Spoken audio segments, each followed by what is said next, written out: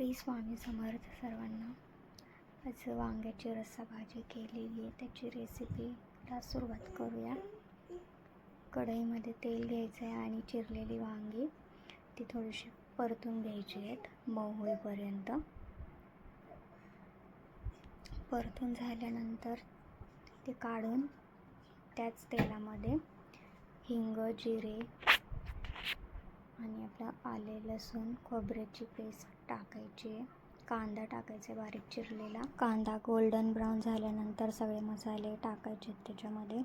मसाल्यामध्ये हळद, लाल तिखट, काळं तिखट आणि कांदा लसूण मसाला, सब्जी मसाला, धनेपूड, मीठ हे सगळं टाकलेलं आणि व्यवस्थित नंतर फ्राय केलेले वांगे टाकायचेत.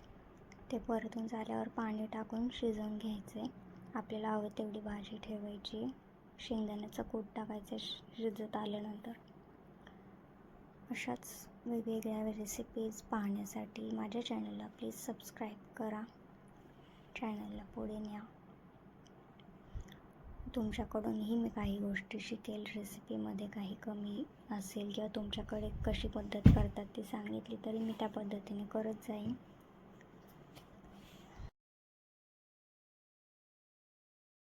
अशा खूप साऱ्या वेगवेगळ्या पद्धतीच्या मी रेसिपीज ट्राय करणार आहे आणि याचा आस्वाद तुम्ही घ्याल याची खात्री आहे मला.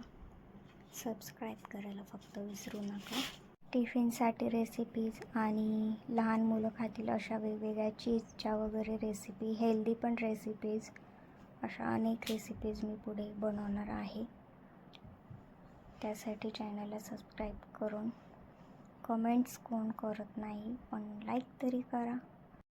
रेसिपी आवडल्यास लाईक करा. Thank you so much.